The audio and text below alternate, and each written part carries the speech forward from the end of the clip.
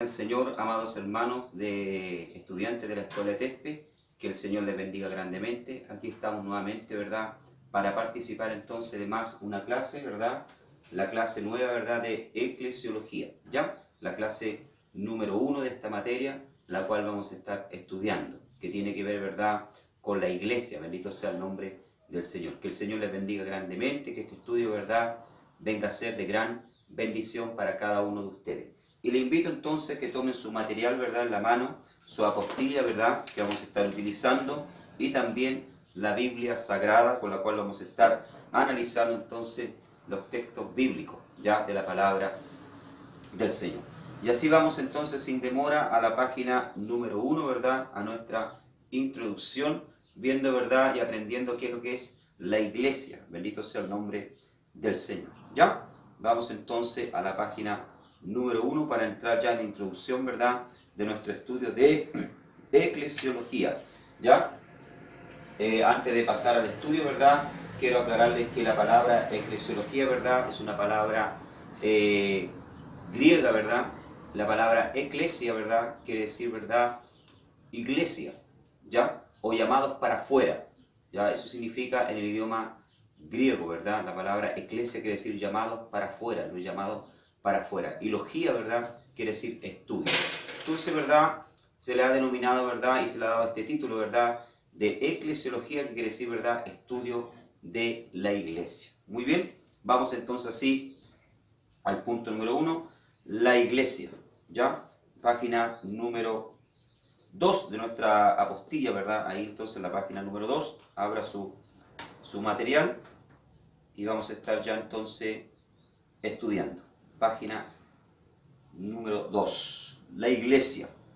Jesús determinó, ¿verdad?, con toda claridad que hubiera, dice, una sociedad compuesta de sus adeptos y seguidores para dar el evangelio a la humanidad. Entonces, la iglesia, ¿verdad?, nace ¿dónde? En el corazón, ¿verdad?, de Dios. Y fue el propósito, ¿verdad?, de Jesús de que hubiese una sociedad compuesta, ¿verdad?, de todos sus seguidores, ¿ya? Con la finalidad, ¿verdad?, de dar el evangelio, poder compartir las buenas nuevas, que eso quiere decir la palabra evangelio, ¿verdad?, a toda la humanidad.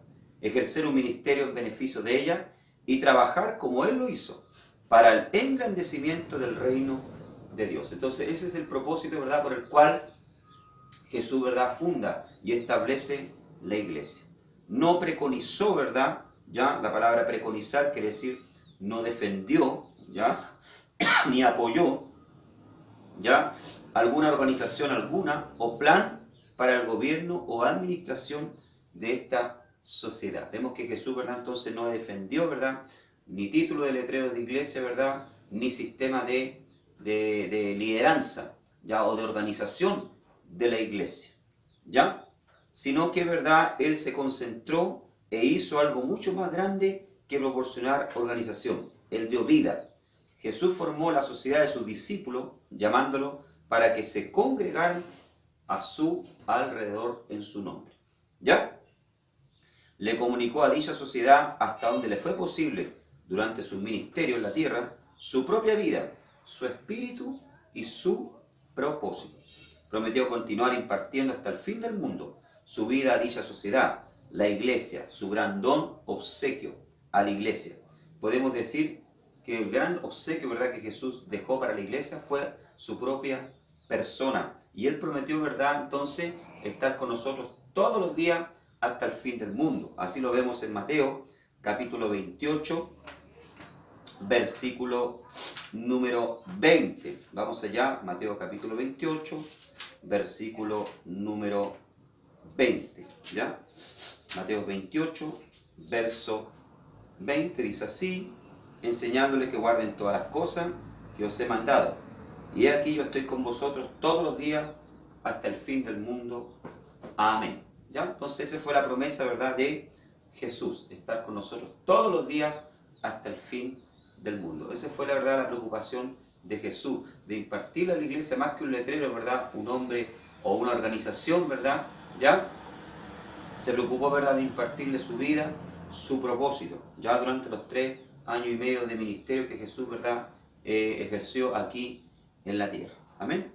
Entonces, vamos entonces al punto número 1. Seguimos en la página número 2 de nuestra postilla. La naturaleza de la iglesia. Punto número 1. Primero, vamos a ver qué es la iglesia. ¿Ya? Se puede responder a la pregunta considerando lo siguiente. ¿Ya? ¿Qué es la iglesia? Muchas veces, ¿verdad?, pensamos que la iglesia, ¿verdad?, son las 4 paredes donde nosotros, ¿verdad?, nos congregamos. ¿Ya? Pero la iglesia no son las 4 paredes. Las 4 paredes, ¿verdad?, son el lugar donde nosotros nos congregamos. Es el local.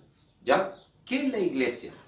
Para poder entender, ¿verdad?, qué es la iglesia, primero debemos ver los vocablos que describen dicha institución. Segundo, los vocablos que describen a los cristianos. Tercero, las ilustraciones que describen a la iglesia. ¿Ya? Primero, veamos los vocablos que describen a la iglesia.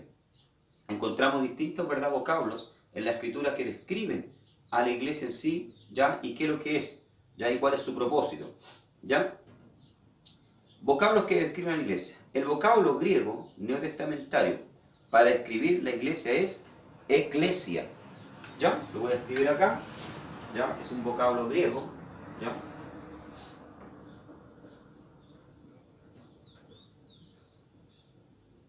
Es un vocablo griego, ¿verdad? Eclesia, que significa asamblea de llamados. ¿Ya?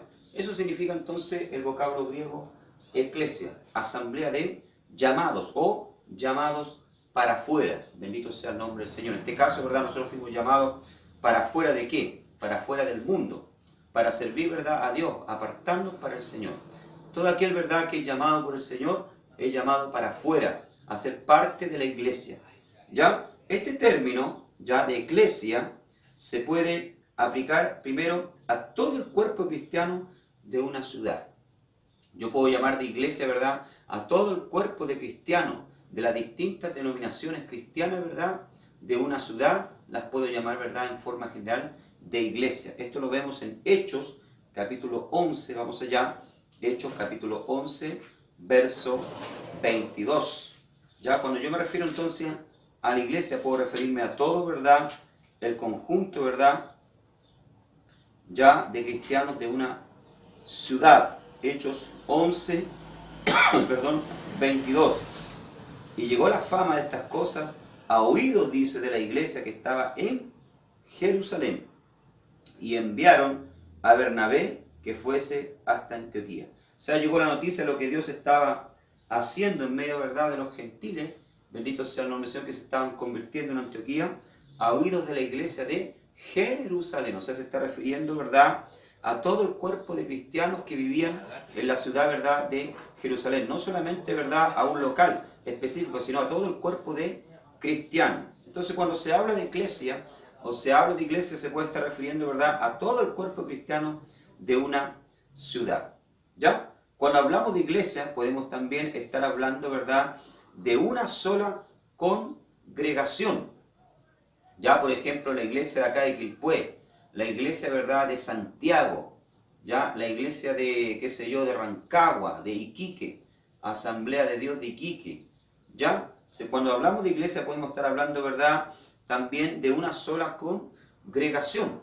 Y anteriormente, ¿verdad?, cuando se hablaba de iglesia, vimos que también podemos estarnos refiriendo a todo el cuerpo cristiano de una ciudad. Veamos Romanos 16:5, también se aplica la palabra iglesia cuando se refiere, ¿verdad?, a una congregación en específico. Romanos capítulo 16, verso 5. Por ejemplo, aquí Pablo le escribe a una iglesia, a una congregación, ¿verdad?, de Roma. Romanos 16:15. Saludo a Filólogo, dice, y a Julia, a Nereo y a su hermana, y a Olimpa, y a todos los santos que están con ellos. ¿Dónde? En Roma. ¿Ya? Entonces aquí se está refiriendo, ¿verdad?, bendito sea el nombre del Señor, ¿verdad?, a un grupo de cristianos que viven en Roma. Verso 5. Asimismo a la iglesia de su casa, dice, saluda a Epeneto, amado mío, que es las primicias de acá y en Cristo. Asimismo los de su casa, o sea, la iglesia, ¿verdad?, de Roma estaba ubicada, ¿verdad?, específicamente en una casa.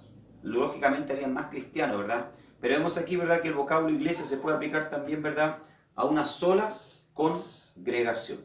Estamos viendo acá entonces los vocablos que describen, ¿verdad?, a la iglesia del Nuevo Testamento. Vimos primero que podemos aplicar, ¿verdad?, iglesia cuando nos referimos a todo un cuerpo de cristianos de una ciudad. Podemos hablar de iglesia cuando nos referimos a una sola congregación, pero también en tercer lugar al cuerpo, todo de creyentes de la tierra en general, o sea, de todos los países. Efesios capítulo 5, versículo 32. Veamos entonces lo que dice el libro de Efesios capítulo 5, versículo 32. Dice: este misterio es grande, mas yo digo esto con respecto a Cristo y a la iglesia. Aquí Pablo está dando, ¿verdad?, en el capítulo 5 algunas recomendaciones a los esposos y a las esposas, y nos habla de la unión entre el esposo y la esposa, ¿ya? Que es un misterio, ¿ya? Cómo es que dos personas pueden llegar a ser una. Y también, ¿verdad?, lo aplica a la iglesia, ¿verdad?, la unión de Cristo con la iglesia, que es su esposa. Pero aquí Pablo, ¿verdad?, está hablando, ¿verdad?, de la iglesia, no de una iglesia local, ¿verdad?, de una ciudad o de un cuerpo cristiano de una ciudad, sino de todo el mundo. Dice que esto es un misterio. Entonces la palabra iglesia se puede aplicar también a todos los creyentes de la tierra. La iglesia es entonces, dice, una compañía de personas llamadas del mundo para afuera, apartadas de él, que profesan y prometen lealtad al Señor Jesucristo. Podríamos entonces decir que la iglesia, ¿verdad?, es eso. Y como vemos acá, no las cuatro paredes. ¿Ya? Página 2, continuamos. Vocablos, ¿verdad?, que describen a los cristianos. Primero vimos vocablos que describen, ¿verdad?, a lo que es la iglesia. Y aprendimos, ¿verdad?, que la iglesia, cuando habla de iglesia, ¿verdad?, se puede estar refiriendo, ¿verdad?, al cuerpo de cristianos que vive en una ciudad. En segundo lugar, se puede estar refiriendo a una congregación específica, ¿verdad?, en una ciudad. O también se puede referir, ¿verdad?, a la iglesia, ¿verdad?, que está esparcida en todo el mundo. Ahora vamos a ver vocablos que describen a los cristianos. ¿Ya? Primer vocablo que describen, ¿verdad?, a los cristianos, la palabra hermanos. ¿Ya? La iglesia es una hermandad o comunión espiritual, en la cual se han abolido todas las diferencias que separan a la humanidad. No hay judío ni griego. ¿Ya? O sea, somos todos hermanos en Cristo. ¿Por qué nos llamamos de hermanos? Porque tenemos un mismo Padre, un mismo Dios. Somos renacidos, ¿verdad?, no de simiente física, sino, ¿verdad?, espiritual, por medio de la palabra. ¿Ya? Entonces, tenemos un solo Dios, un solo Padre. Por lo tanto, ¿verdad?, somos todos hermanos en Cristo, aquellos que han aceptado a Cristo como su, Salvador. Ojo con esto, aquellos que han aceptado a Cristo como su Salvador, no como enseña la Iglesia Católica, que todo el mundo somos hermanos. No, aquellos, ¿verdad?, que no han aceptado a Cristo como Salvador, que no han hecho, ¿verdad?, una profesión de fe en cuanto a Cristo como su Salvador, ¿verdad?, son criaturas de Dios y no hijos de Dios. Por lo tanto, ¿verdad?, no son nuestros hermanos. Nuestros hermanos son aquellos que han nacido de nuevo, que tienen a Dios como Padre, ¿ya?, y han creído en el sacrificio de Cristo Jesús. Entonces, primer vocablo que describe, ¿verdad?, a los cristianos, ¿verdad?, es la palabra hermanos, donde ya dice Dios ha derribado las paredes, ya que existían de división entre judíos y gentiles, ¿ya? Delante de Dios ya no hay judío ni griego, no hay diferencia, se han abolido todas esas diferencias que separan a la humanidad, ¿ya? Después tenemos letra B, otro vocablo que describe, ¿verdad?, a los cristianos, la palabra creyentes. ¿Ya? A los cristianos se los denomina como creyentes, o los que creen, puesto que su doctrina, ya, característica es la fe en el Señor Jesucristo. ¿Ya? Por eso se les llama creyente, porque creen, ya, creen en Cristo, creen en el sacrificio, ¿verdad?, de Cristo. Por lo tanto, ¿verdad?, a los cristianos no solamente se les llama de hermanos, sino también de creyentes por causa de su fe. Letra C. También se le llama de santo, se lo denomina santo, literalmente consagrado, puesto que son separados del mundo y consagrados a Dios. ¿Ya? Un cristiano, ¿verdad?, un hijo de Dios, ¿verdad?, es un santo, así lo denomina y lo define la Escritura.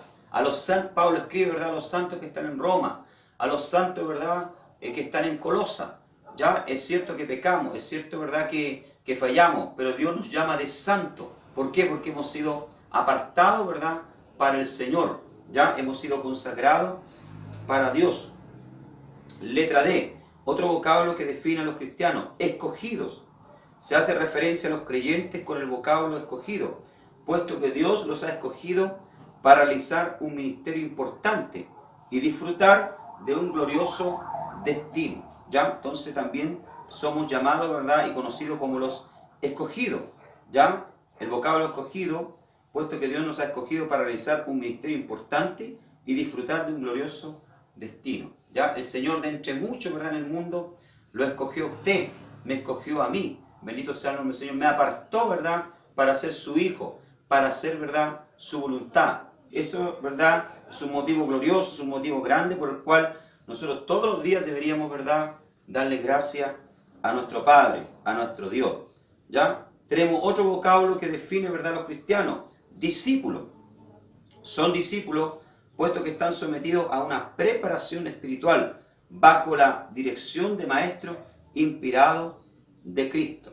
¿Ya? Entonces también nosotros, ¿verdad?, somos discípulos porque estamos siendo, ¿verdad?, cada día discipulados en la iglesia, enseñados, adoctrinados. Bendito sea el nombre del Señor. Dios, la palabra del Señor dice que Dios ha levantado profetas, maestros, ya para el perfeccionamiento de los santos, pastores, ya para poder perfeccionar. Por lo tanto, ¿verdad?, estamos siendo enseñados cada día. Otro vocablo más, ¿verdad?, que se utiliza, discípulo.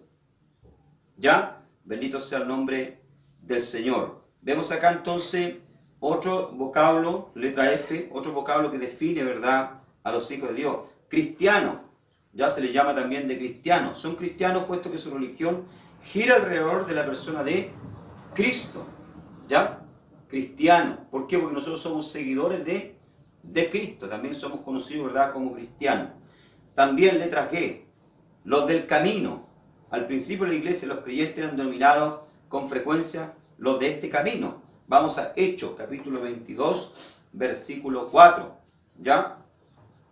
Por lo tanto, no está equivocado un hermano cuando le pregunta a otro, ¿todavía estás caminando?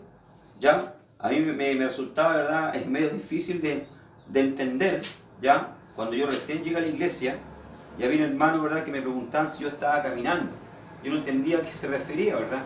Pero estudiando la Escritura, pasando el tiempo, pasé a comprender, ¿verdad?, que a los cristianos se les llama los del camino, ¿ya? Y cuando se le pregunta a un cristiano si está caminando, se le pregunta, ¿verdad?, si todavía está dentro del camino del Señor. Hechos 22:4 dice, que he perseguido este camino, acá se está refiriendo Pablo, ¿verdad?, a los cristianos, hasta la muerte, prendiendo y entregando en cárceles hombres y mujeres. Aquí Pablo se está refiriendo, ¿verdad?, a los cristianos, a los que andan, ¿verdad?, en la presencia del Señor, que sirven a Cristo. Se refiere a ellos como los del camino. ¿Ya? Muy bien. Cuando se refiere, ¿verdad?, o se le identificaba como el camino, ¿verdad?, se le estaba refiriendo a la forma de vida o al estilo de vida, ¿verdad?, que ellos tenían en Cristo. Amén. Muy bien. Hemos visto entonces vocablos que ilustran lo que es iglesia. Hemos visto vocablos, ¿verdad?, que ilustran lo que es los cristianos, ¿verdad? Y ahora vamos a ver ilustraciones de la iglesia, ¿ya? O vocablos, perdón, que definen, ¿ya?, lo que es una iglesia, vocablos que definen lo que es un cristiano. Y ahora vamos a ver, ¿verdad?, ilustraciones de la iglesia, ¿ya?, dentro de la palabra del Señor. ¿Ya? Página número 4. Estamos en la postilla, ¿verdad?, la página número 4. ¿Ya? Entonces, tenemos, ¿verdad?, la primera ilustración. Se refiere a la iglesia, ¿verdad?, o es ilustrada en la Escritura la iglesia como el cuerpo de Cristo. ¿Ya? El Señor Jesucristo dejó esta tierra hace más de 20 siglos, dice. Pero todavía vive en el mundo. Al expresarnos así, queremos significar que su presencia se manifiesta en la iglesia, la cual es su cuerpo. ¿Ya? O sea, todos nosotros, ¿verdad?, somos el cuerpo de Cristo. Algunos son uñas, otros son dedos, ¿verdad?, otros son manos, otros son brazos, antebrazos, piernas, pies, dedos chicos, dedos grandes. Todos nosotros, ¿verdad?, somos miembros del cuerpo de Cristo. La cabeza, ¿verdad?, es Cristo de la iglesia. La cabeza no es la cabeza, ¿verdad?, que comanda la iglesia, ¿verdad?, es Cristo. Bendito sea el nombre del Señor. ¿Ya? Entonces, vamos a 1 Corintios capítulo 12, versículo número 1. Vamos a ver 1 Corintios, primera carta a los Corintios, capítulo 12, verso 1. ¿Ya? Vamos a analizar las escrituras. Primera carta a los Corintios, ¿ya? Verso 1, ¿ya? Vamos a estar viendo acá entonces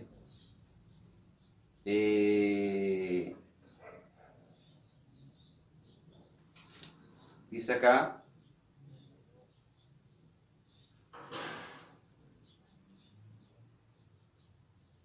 vamos a ver versículo 27, perdón. 1 Corintios capítulo 12, verso 27.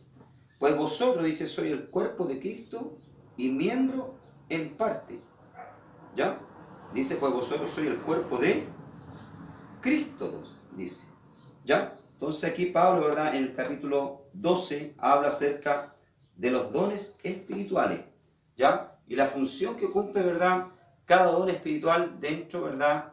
Del cuerpo de Cristo. Y aquí Pablo claramente, ¿verdad? Presenta a la iglesia entonces como el cuerpo de Cristo. Y que cada uno de nosotros, ¿verdad? Somos miembros, ¿ya? Del cuerpo de Cristo y cumplimos, ¿verdad? Una función. Así como el cuerpo, ¿verdad? Cumple, cada miembro del cuerpo, ¿verdad? Cumple una función. El corazón cumple una función que es bombear la sangre al cuerpo. El riñón cumple, ¿verdad? Una función, ¿ya?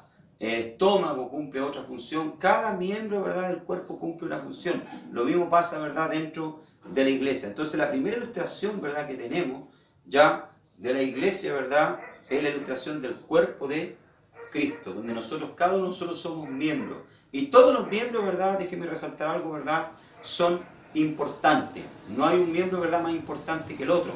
Todos los miembros son importantes dentro del cuerpo de Cristo. ¿Ya? Segunda ilustración, el templo de Dios. ¿Ya? El templo de Dios. Bendito sea el nombre del Señor. Un templo es un lugar en el cual Dios, que habita en todas partes, se localiza a sí mismo, en un lugar particular donde la gente le puede encontrar siempre. ¿Ya? De la misma manera que Dios habitó en el tabernáculo y en el templo, así también Él vive ahora por su Espíritu en la iglesia. ¿Ya? Entonces, también la iglesia, ¿verdad?, es ilustrada como el templo de Dios. Bendito sea el nombre del Señor. Ya, la iglesia ilustrada como el templo de Dios. Antiguamente, cuando un israelita quería adorar a Dios, ¿dónde se dirigía? Al tabernáculo. Ya vamos a ver Éxodo capítulo 25, verso 8. Ese era el templo de Dios en el Antiguo Testamento. Éxodo capítulo 25, verso 8. Y hacerme un santuario, y yo habitaré entre ellos. En la orden de Dios, ¿verdad?, a Moisés. Debían preparar, ¿verdad?, un tabernáculo, una tienda, para que Dios manifestara su gloria y el pueblo pudiese buscarle. ¿Ya? Pero ahora la iglesia en sí, ¿verdad?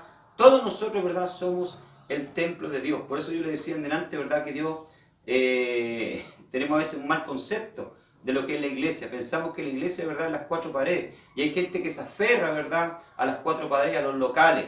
Bendito sea el nombre del Señor. Y piensa en verdad que si el local se cierra, ¿verdad?, ya, o no se hace más reunión en ese lugar, ¿verdad?, entonces la iglesia se acaba. Es un error. La iglesia somos nosotros. Cada uno de nosotros, ¿verdad?, somos el templo de Dios porque Dios habita en nosotros. Veamos Efesios capítulo 2, verso 21 y 22. Efesios capítulo 2, verso 21 y 22. Abramos nuestra Biblia entonces. Efesios, dije yo, capítulo 2, verso 21 y 22. En el cual, compaginado, todo el edificio va creciendo para ser un templo santo en el Señor, en el cual vosotros también sois juntamente edificados para morada de Dios en espíritu. ¿Ya? O sea, aquí lo que Pablo está diciendo, ¿verdad?, que nosotros, ¿verdad?, somos el templo, la morada, la habitación de Dios, donde Dios habita, donde Dios se manifiesta. Amén. Bendito sea el nombre del Señor. En el Antiguo Testamento, ¿verdad?, el templo entonces era el tabernáculo, la tienda, o el templo de Salomón, ¿ya? Pero ahora somos nosotros, ¿ya? Otra ilustración de la iglesia, que nos ilustra la iglesia, ¿verdad?, que encontramos en la Escritura. Ya, la iglesia es llamada de la esposa de Cristo. Esta es la ilustración empleada tanto en el Antiguo Testamento como en el Nuevo, para representar la unión y comunión de Dios y su pueblo. 2 Corintios 11:2. 2 Corintios 11:2. Miren lo que dice Pablo acá en 2 Corintios capítulo 11, verso 2. Pues que os celo con celo de Dios, porque os he desposado a un marido para presentaros como una virgen pura a Cristo. Ya miren lo que dice Pablo, os celo con celo de Dios.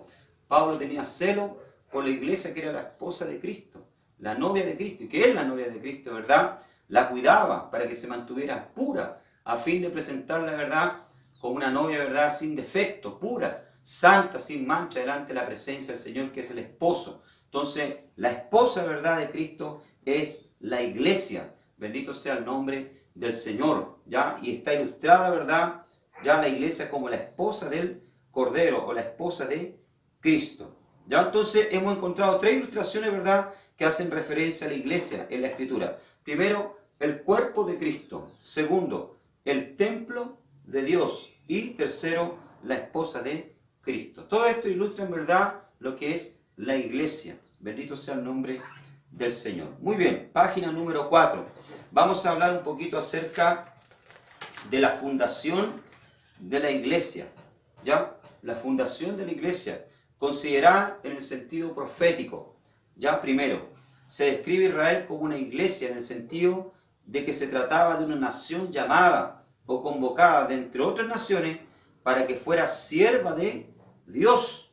Ya en el Antiguo Testamento entonces la iglesia, ¿verdad?, era Israel. Vamos a Hechos capítulo 7, verso 38. Hechos capítulo 7, verso 38. ¿Ya?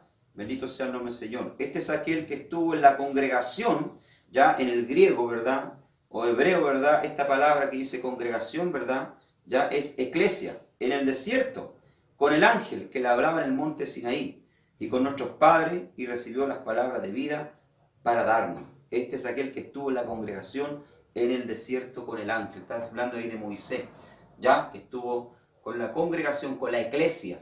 ¿Ya? Entonces, en el Antiguo Testamento, ¿verdad?, la iglesia, ¿quién era? Era Israel, porque ellos fueron una nación, ¿verdad?, escogida, sacada de Egipto de la esclavitud, ¿verdad?, para ser diferente a las otras naciones. Y Dios siempre le recalcaba eso en el Antiguo Testamento, ¿verdad?, a Israel. Ustedes tienen que ser diferentes, un pueblo diferente, ustedes son mi especial tesoro, le decía Dios, ¿verdad?, siempre haciendo referencia a la diferencia que debían marcar ellos como congregación. ¿Ya?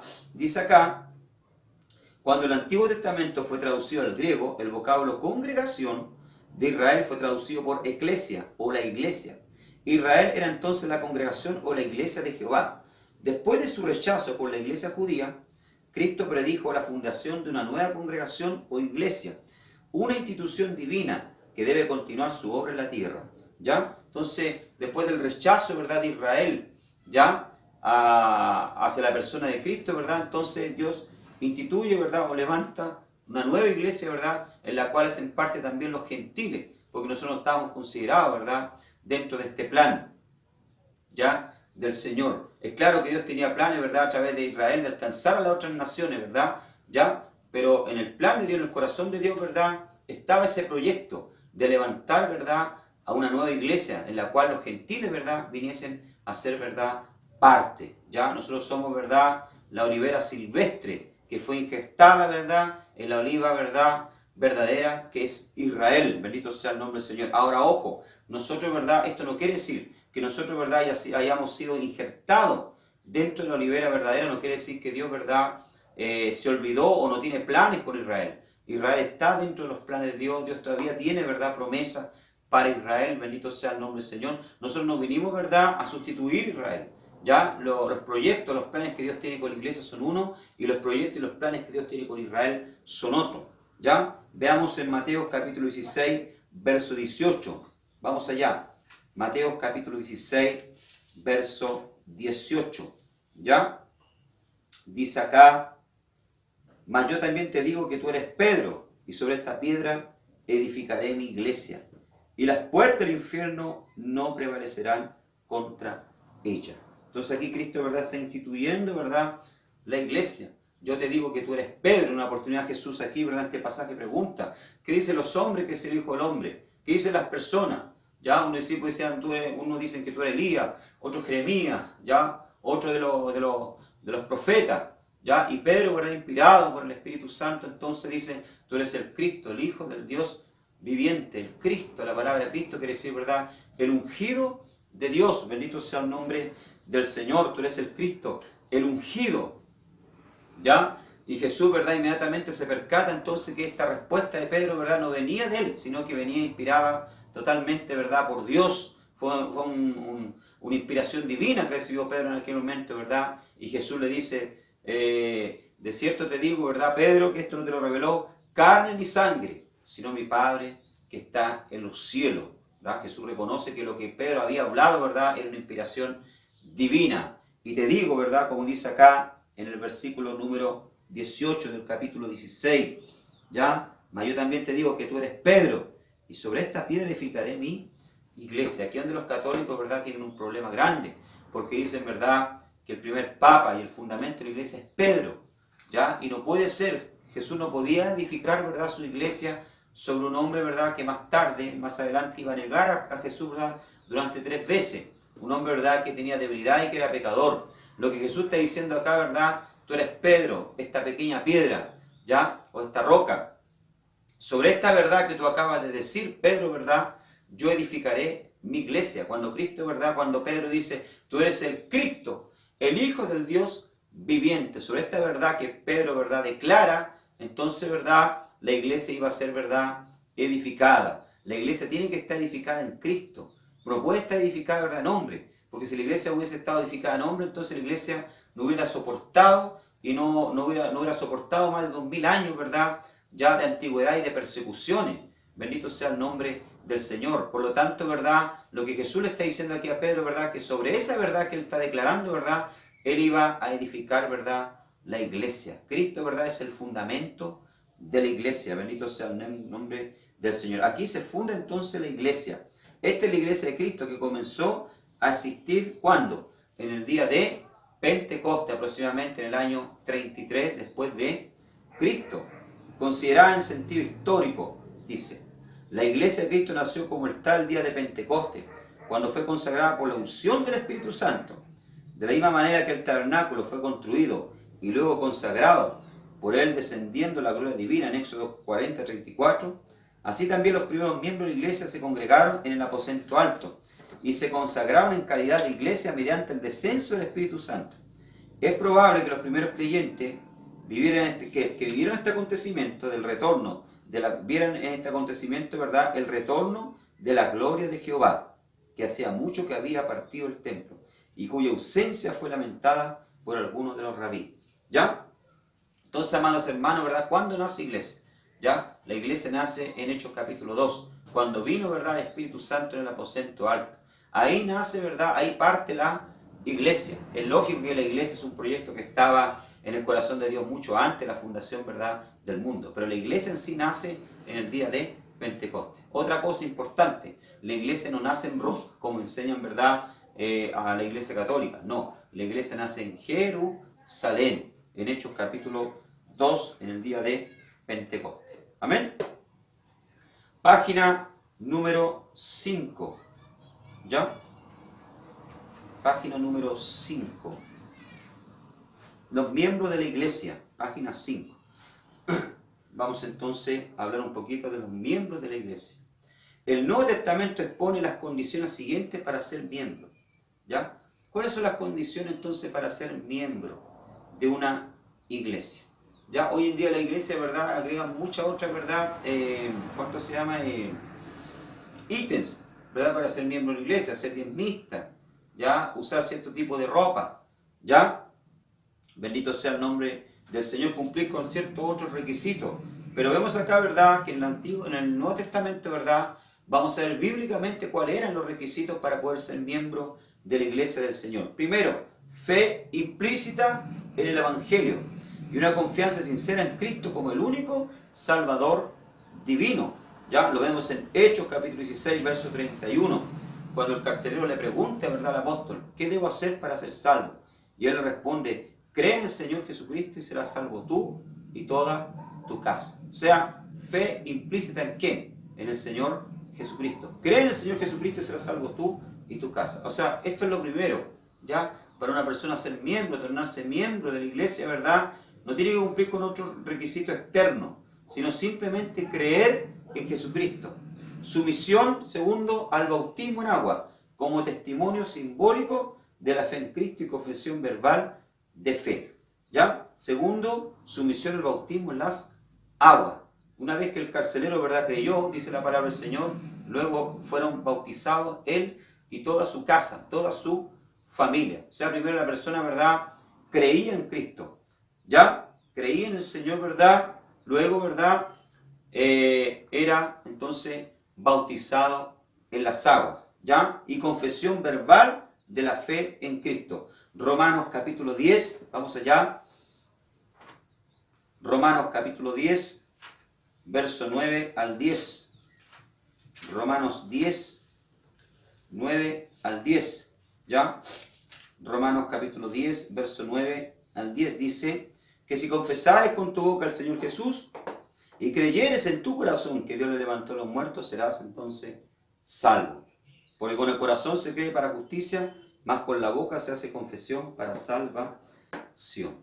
¿Ya? O sea, aquí claramente nos está mostrando, ¿verdad?, que debemos confesar con nuestra boca, creer en nuestro corazón, ya, en la persona de Cristo y que Dios le levantó a los muertos, porque dice con el corazón se cree, mas con la boca se hace confesión para salvación. No basta solamente creer en el corazón, hay que confesarlo con nuestros labios, ¿ya? Hay un montón de hoy en día de pastores, ¿verdad?, diciendo que ya la profesión de fe, ¿verdad?, que las personas hacen delante, ¿verdad?, cuando se le hace el llamado delante del púlpito, ya no es válido, ¿ya? Estuvo bien de moda la enseñanza del pastor Paul Washer, este pastor bautista, ¿verdad?, Paul Washer, ¿verdad?, que enseñaba, ¿verdad?, bendito sea el nombre del Señor, que esto no era válido, que no era bíblico, ¿verdad?, el pasar adelante y confesar a Jesucristo, hacer la profesión de fe. Si no es bíblico, ¿verdad?, si no es válido, ¿qué pasa con esos millones de cristianos, ¿verdad?, que se han convertido a través de las campañas de Billy Graham, Jimmy Swaggart y otros grandes hombres de Dios como Charles Spurgeon, Moody, ¿ya? Y podría citar a muchos más, ¿ya? La misma persona que está hablando con usted, ¿verdad?, un día hizo confesión, profesión de fe, ¿ya? Creyó en el corazón, ¿verdad?, y confesó con la boca y reconoció a Cristo como su Salvador y fue salva, fue nacida de nuevo, ¿ya? Entonces tenemos que tener cuidado con lo que enseñamos, ¿ya? Nuestra enseñanza tiene que adecuarse a lo que está en la Escritura, en la palabra del Señor, y no, ¿verdad?, filosofía o pensamiento, ¿verdad?, propio, nuestro, sino que lo que está, ¿verdad?, encajonado, ¿verdad?, o lo que está adecuado a la Escritura.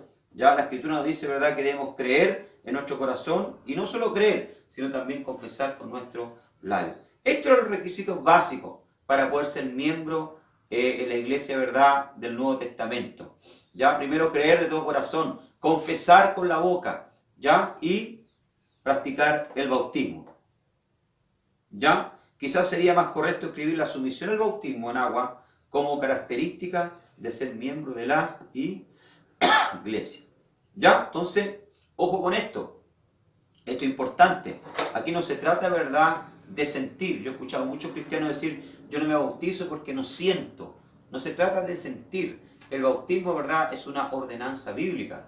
Es tan importante que el propio Jesús se bautizó, dice la Escritura, por Juan el Bautista. Ya, bendito sea el nombre del Señor. Él quiso, ¿verdad?, cumplir todo, ¿verdad?, mandato de Dios. Cuanto más nosotros, ¿verdad?, sus hijos, ¿verdad?, que vivimos en este mundo. Al principio, prácticamente todos los miembros, dice la iglesia, eran verdaderamente regenerados. Todos los miembros, ¿verdad?, que se convertían al Señor, con excepción tal vez de algunos, ¿verdad?, como Simón el Mago, ya eran verdaderamente regenerados o nacidos de nuevo. Y el Señor añadía cada día a la iglesia los que habían de ser salvos, Hechos 2:47, ¿ya? Quien añadía era el Señor. Al pasar a formar parte de la iglesia, no era asunto de plegarse a una organización, sino de ser miembros de Cristo, de la misma manera que una rama se injerta al árbol. Con el transcurso del tiempo, sin embargo, al acrecentarse el número y popularidad de la iglesia, el bautismo en agua y el catequizar, o el catequismo, que quiere decir instruir la doctrina, tomó el lugar de la conversión o de la regeneración. ¿Ya? Bendito sea el nombre del Señor. Al principio, ¿verdad?, todos eran, ¿verdad?, nacidos de nuevo, ya regenerados, bendito sea el nombre del Señor. Pero al pasar del tiempo esto se fue perdiendo, ¿verdad?, porque muchos, ¿verdad?, encontraban atractivo unirse a la iglesia. ¿Por qué? Porque después de ser una iglesia, ¿verdad?, perseguida, bendito sea el nombre del Señor, en la época de Roma, ¿verdad?, de los Césares, ya en la época de Constantino, ¿verdad?, pasó a ser de la iglesia perseguida a una iglesia del Estado, protegida, ¿verdad?, auspiciada por el Estado. Entonces, ¿qué pasa? Muchos encontraban atractivo, ¿verdad?, ser creyente e incluso llegar a los poderes, ¿verdad?, eclesiásticos para poder recibir, ¿verdad?, algún lucro. Entonces muchas veces pasó, ¿verdad?, y sucedió que habían pastores que ni siquiera habían nacido de nuevo, ¿verdad? Y eran consagrados como pastores al frente de una congregación. Así que ustedes pueden imaginarse, ¿verdad?, lo que pasó. Ya muchos se bautizaban, ¿verdad? Como dicen algunos por ahí, ¿verdad?, se remojaban sin siquiera, ¿verdad?, ser regenerados. Es justamente lo que está pasando hoy en día. Vemos cantantes, ¿verdad?, populares que muchas veces, ¿verdad?, fracasan en el mundo como cantantes y se allegan a la iglesia, ¿verdad?, como encontrando, ¿verdad?, un auditorio, ¿verdad?, que los puede sustentar y mantener. Bendito sea el nombre del Señor. Y se autoproclaman, ¿verdad?, cristianos. ¿Ya? Y comienzan a grabar música cristiana y comienzan a hablar como cristianos y hasta a comportarse como cristianos. Pero en el fondo de su corazón, ¿verdad?, no son regenerados. No han nacido de nuevo. ¿Ya? Bien, vimos entonces cuáles eran, ¿verdad?, los requisitos para poder ser miembro de la iglesia. ¿Ya? Vamos a la página número 5, continuamos, vamos a hablar acerca de... estamos en la página número 5, entonces continuamos hablando acerca de la obra de la iglesia. ¿Ya? Bendito sea el nombre del Señor. Vimos cómo, entonces, anteriormente, ¿verdad?, cómo una persona podía tornarse miembro de la iglesia, cuáles eran los requisitos, ya bíblicos. No estoy hablando, ¿verdad?, de requisitos, ¿verdad?, de denominación, sino que de lo que dice la Escritura en el Nuevo Testamento. Pero vamos a hablar un poco también acerca de la obra o propósito de la iglesia. ¿Cuál es el propósito por el cual, ¿verdad?, Jesús dejó la iglesia aquí en este mundo? Primero, para predicar, ¿verdad?, la salvación. Ese es el principal, ¿verdad?, y primer propósito de la iglesia, predicar la salvación. Corresponde a la obra de la iglesia predicar el evangelio a toda criatura. Mateo capítulo 28, verso 19-20, la gran comisión, vemos, ¿verdad?, Jesús antes de ascender al cielo le encarga a los discípulos ir por el mundo y predicar el evangelio a toda criatura, ¿ya? Enseñándole a guardar todas las cosas, ¿verdad? ¿Ya? Bautizándole en el nombre del Padre, del Hijo y del Espíritu Santo. He aquí, yo estoy con vosotros todo el día hasta la consumación del siglo, ¿ya? Entonces la iglesia debe ir por todo el mundo, ¿verdad?, realizar la obra de misión, tanto, ¿verdad?, misiones locales como misiones transculturales, ¿verdad?, y hacer discípulos, enseñándoles todas las cosas que el Señor, ¿verdad?, enseñó mientras estuvo en su ministerio acá. Dice presentar el plan de salvación, como se enseña en las Sagradas Escrituras. Cristo ha hecho posible la salvación proveyéndola. La iglesia debe hacerla una realidad proclamándola. Entonces, el primer propósito, la primera obra ya de la iglesia es proclamar la salvación. Segundo, proveer medios de adoración.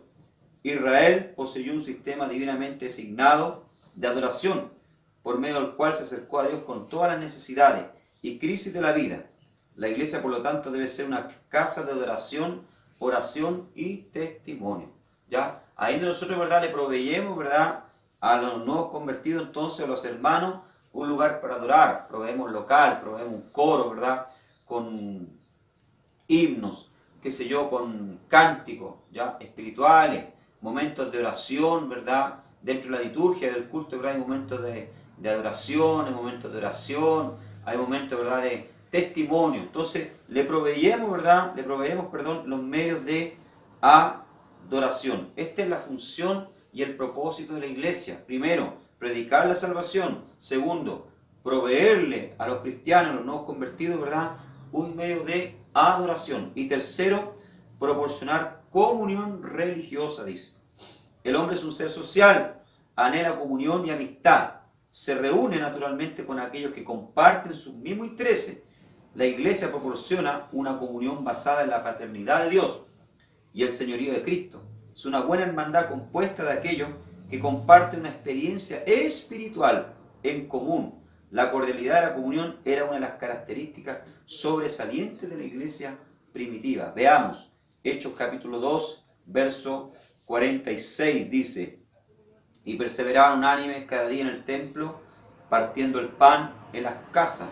Comían juntos con alegría y con sencillez de corazón. Perseveraban unánimes cada día en el templo, dice. ¿Ya? O sea, había unidad, había hermandad. ¿Por qué? Porque lo unía, ¿verdad?, a Cristo, a la persona de Cristo. Por lo tanto, había comunión, había amistad, se compartían las cosas. La iglesia, ¿verdad?, no era como hoy en día, ¿verdad?, que la iglesia muchas veces se ha transformado, ¿verdad?, en una pasarela de moda, donde cada uno, ¿verdad?, quiere exhibir el último traje, ¿verdad?, el último zapato, o la última ropa, o la última cartera, bendito sea el nombre del Señor. No, era un lugar, ¿verdad?, donde los cristianos se reunían para adorar a Dios, para tener comunión, partir el pan, participar, ¿verdad?, de la cena, donde tenían en común, ¿verdad?, todas las cosas.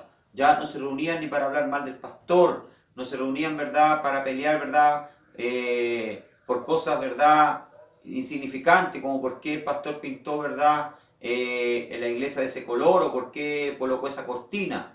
Ya, bendito sea el nombre del Señor, o por qué no hace esto, hace este otro. No se reunían para eso. Se reunían, ¿verdad?, para adorar. ¿Quién, verdad, se reúne para pelar? ¿Quién se reúne para pelear? ¿Quién se reúne, verdad, para otra cosa que no sea adorar a Dios? Entonces no ha entendido, ¿verdad?, el propósito y por el cual, ¿verdad?, Dios dejó la iglesia acá. Bendito sea el nombre del Señor, por la cual Dios, ¿verdad?, instituyó la iglesia. El propósito, ¿verdad?, de la iglesia era, ¿verdad?, era para tener comunión religiosa. Y por último, ¿verdad?, sostener el nivel moral. La iglesia es la luz del mundo, destinada a disipar las tinieblas de la ignorancia, amoral. Es la sal de la tierra, para preservarla de la corrupción moral. ¿Ya? La iglesia debe enseñar a los hombres de qué manera vivir, como así también morir. ¿Ya? O sea, la iglesia debe mantener un estándar alto de nivel moral. ¿Ya? Afuera debe ser común, ¿verdad?, robar, mentir, adulterar, fornicar, pecar. ¿Ya? Pero dentro de la iglesia no puede, porque la iglesia tiene que ser sal de la tierra. ¿Por qué Jesús compara a la iglesia con la sal? La sal, ¿verdad?, en los tiempos bíblicos era un bien preciado. ¿Por qué razón? Porque no habían refrigeradores para conservar los alimentos. Entonces la mayoría de los alimentos, ¿verdad?, se salaban. ¿Ya? De ahí viene la palabra salario. De hecho, a los soldados romanos, ¿verdad?, se les pagaba, ¿verdad?, no con dinero, se les pagaba con bolsas de sal. De ahí viene la palabra salario hoy en día, ¿verdad?, quiere decir sueldo. ¿Ya? La sal era un bien, ¿verdad?, muy preciado, porque se utilizaba también, ¿verdad?, para intercambiar, ¿verdad?, o hacer compras en la época, ¿verdad?, se utilizaba para poder preservar la carne o los alimentos. ¿Ya? Por eso Jesús, ¿verdad?, compara a la iglesia con la sal del mundo. El mundo, ¿verdad?, es un mundo que está corrupto. El mundo, ¿verdad?, es un mundo que tiene como príncipe al príncipe de las tinieblas, que es Satanás. Por eso que está corrompido. Pero la iglesia está ahí, ¿verdad?, para mantener un alto estándar de nivel moral. Por eso, ¿verdad?, debemos cuidar el testimonio, andar como hijos de luz, bendito sea el nombre del Señor. Ese es el propósito, ¿verdad?, de la iglesia. Amén. Que el Señor les bendiga. Espero que haya sido de bendición este estudio, esta primera clase, ¿verdad?, de eclesiología. Próxima semana estaremos entonces compartiendo nuevamente y aprendiendo algo más acerca de la iglesia del Señor. Que el Señor les bendiga grandemente.